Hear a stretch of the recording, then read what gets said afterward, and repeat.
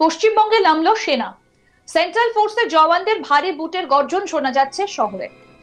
আশ্চর্য হচ্ছে নিশ্চয়ই, তবে এত আশ্চর্য হবার কিছু নেই, কারণ 10ই জুলাই অর্থাৎ আজ সম্পন্ন হলো রাজ্যের 4টি বিধানসভা কেন্দ্রের উপনির্বাচন। কিন্তু কলকাতায় ভোটের দিন সকালে মানিকতলা বিধানসভা উপনির্বাচনে দেখা গেল কেন্দ্রীয় বাহিনীর কড়াকড়ি, যাকে বলে সকাল থেকেই কলকাতার জওয়ানদের ভারী বুটের গর্জনে ঘুম ভাঙে শহরবাসী। রাজ্যের 4টে বিধানসভা কেন্দ্রের উপনির্বাচনে এবার মোট 70 কোম্পানি কেন্দ্রীয় বাহিনী মোতায়েন করা হয়েছে। এর মধ্যে শুধুমাত্র মানিকতলা বিধানসভা কেন্দ্রেই 15 কোম্পানি কেন্দ্রীয় বাহিনী মোতায়েন করা হয়। এছাড়া এই মানিকতলা কেন্দ্রে ছিল 30টি কিউআরটি টিম।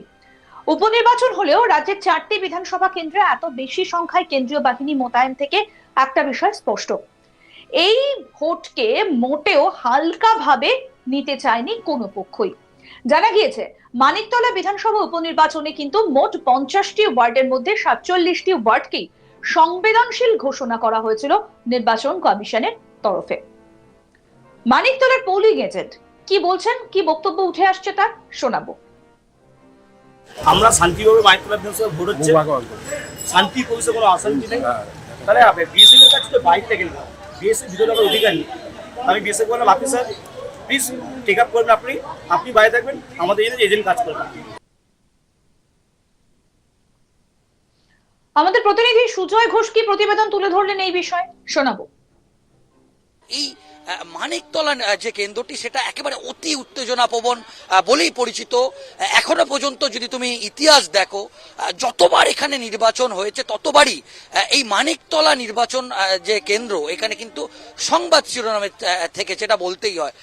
এবং তোমাকে বলে রাখি, 47টি মোটামুটি 50টি যে কেন্দ্র আছে তার মধ্যে 47টি স্পর্শকাতর বলে ঘোষণা করা হয়েছে। এবং কেবলমাত্র মানিকতলা আসনটির জন্য 15 কোম্পানি, দেখো একটা উপনির্বাচন, সেখানে 15 কোম্পানি কেন্দ্রীয় বাহিনী মোতায়েন থাকছে গোটা বিধানসভা কেন্দ্রে, তো যেটা একেবারেই নজিরবিহীন। এবং এই যে 4টি বিধানসভা কেন্দ্রের আজকে উপনির্বাচন আছে, গোটা রাজ্যে এই উপনির্বাচনগুলোর জন্য 70 কোম্পানি কেন্দ্রীয় বাহিনী মোতায়েন থাকছে। তার মধ্যে কেবলমাত্র মানিকতলায় সেখানেই 15 কোম্পানি কেন্দ্রীয় বাহিনী মোতায়েন থাকছে। তো এখান থেকে একটা স্পষ্ট ইঙ্গিত কিন্তু অহনা যে এটা বিধানসভা কেন্দ্রের উপনির্বাচন হলেও নির্বাচন কমিশন কিন্তু কোনোভাবেই এই আসনটির ক্ষেত্রে যে কোনো রকম কোনো সতর্কতা বা কোনো রিস্ক কিন্তু নিতে চাইছে না, সেটা একেবারেই স্পষ্ট। এবং আমরা যেটা জানতে পারছি যে প্রত্যেকটা কেন্দ্রেই কিন্তু কেন্দ্রীয় বাহিনী মোতায়েন থাকছে। এবং তোমাকে বললাম যে ইতিমধ্যেই এখানে 50টির মতো বুথকে কিন্তু স্পর্শকাতর, 50টির বুথের মধ্যে অন্তত 47টি বুথকে কিন্তু স্পর্শকাতর বলে চিহ্নিত করা হয়েছে। এবং যেটা জানা যাচ্ছে অন্তত 30টির বেশি কুইক রেসপন্স টিম তারা কিন্তু থাকছে। তো যার ফলে একটা বিষয় স্পষ্ট, একটা উপনির্বাচন হচ্ছে জাস্ট মানিকতলায়, সেখানে যেভাবে নির্বাচন কমিশন এই আসনটির জন্য যে ব্যবস্থা করেছে সেটা একেবারেই নজিরবিহীন। এবং তুমি যেটা দিয়ে শুরু করলে একেবারেই তাই।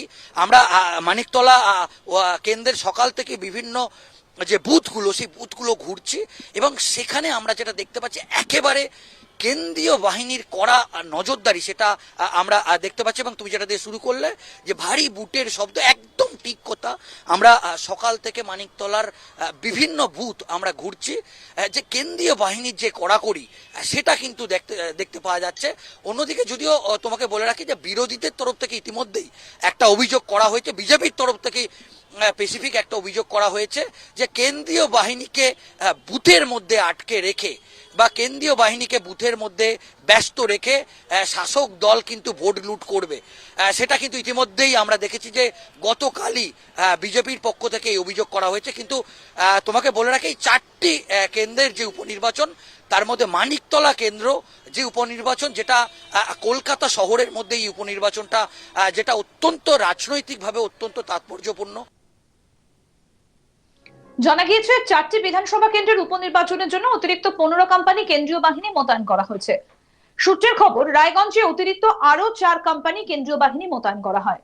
একই সঙ্গে রানাঘাটে আরো 4 কোম্পানি, বাগদায় 4 কোম্পানি এবং মানিকতলায় অতিরিক্ত আরো 3 কোম্পানি কেন্দ্রীয় বাহিনী মোতায়েন করা হয়। অর্থাৎ 4টি বিধানসভা উপনির্বাচনের জন্য রাজ্যে থাকছে 70 কোম্পানি কেন্দ্রীয় বাহিনী। কারণ আগে এই 4টি বিধানসভা কেন্দ্রে উপনির্বাচনের জন্য 55 কোম্পানি কেন্দ্রীয় বাহিনী চেয়ে কেন্দ্রীয় স্বরাষ্ট্র মন্ত্রকের কাছে আবেদন জানিয়েছিল জাতীয় নির্বাচন কমিশন। তবে রাজ্যের বর্তমান পরিস্থিতি বিচার করে ভোটে আইন শৃঙ্খলা নিয়ে যাতে কোনো রকম জটিলতা তৈরি না হয় এবং অবাধ ও শান্তিপূর্ণভাবে ভোট গ্রহণ হয়, সেজন্য 4টি বিধানসভা কেন্দ্রের জন্য অতিরিক্ত কেন্দ্রীয় বাহিনী মোতায়েনের সিদ্ধান্ত নেয় কেন্দ্রীয় স্বরাষ্ট্র মন্ত্রক। জানা গিয়েছে রায়গঞ্জে ছিল 16 কোম্পানি কেন্দ্রীয় বাহিনী, রানাঘাটে 19 কোম্পানি, বাগদায় 20 কোম্পানি এবং মানিকতলায় 15 কোম্পানি কেন্দ্রীয় বাহিনী। উপনির্বাচন শেষ হয়ে গেলে অতিরিক্ত কোনো বাহিনী আবার নিজের জায়গায় ফিরে যাবে বলেও জানায় স্বরাষ্ট্র মন্ত্রকের চিঠিতে। জানা গিয়েছে 4টি বিধানসভা কেন্দ্রের উপনির্বাচনে মোট 70 কোম্পানি কেন্দ্রীয় বাহিনীর মধ্যে সিআরপিএফ ছিল 14 কোম্পানি, বিএসএফ ছিল 19 কোম্পানি, সিআইএসএফ ছিল 10 কোম্পানি এবং আইটিবিপি ছিল 14 কোম্পানি এবং এসএসবি ছিল 13 কোম্পানি। প্রসঙ্গত বলি, রানাঘাট দক্ষিণ, রায়গঞ্জ এবং বাগদা বিধানসভা কেন্দ্রে আগেই ইস্তফা দিয়েছেন বিধায়করা। আর মানিকতলা কেন্দ্রের তৃণমূল বিধায়ক সাধন পান্ডের মৃত্যুর পর দীর্ঘদিন মানিকতলা বিধানসভা কেন্দ্রের উপনির্বাচন আটকে ছিল। নির্বাচন প্রক্রিয়া সংক্রান্ত মামলার কারণে এই কেন্দ্রে ভোট আটকে ছিল।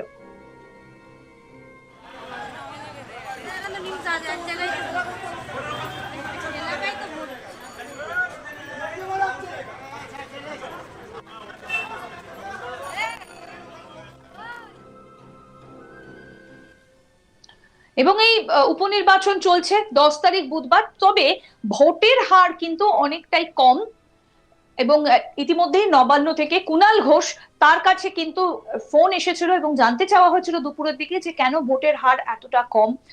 এবং সকাল থেকে নানা অভিযোগ কিন্তু আসতে শুরু করেছে, একের পর এক অভিযোগ আসছে। কখনো সেন্ট্রাল ফোর্সের বিরুদ্ধে অভিযোগ আসছে, কখনো বা তৃণমূলের দিকে অভিযোগ করছে বিজেপি, আবার কখন বা বিজেপির দিকে অভিযোগের তীর যাচ্ছে। এই যে 4টে বিধানসভা কেন্দ্রে উপনির্বাচন চলছে রাজ্যের, এবং সেই উপনির্বাচনেও কিন্তু দেখা গেল সেই অপ্রীতিকর একটা পরিস্থিতির সৃষ্টি হয়েছে।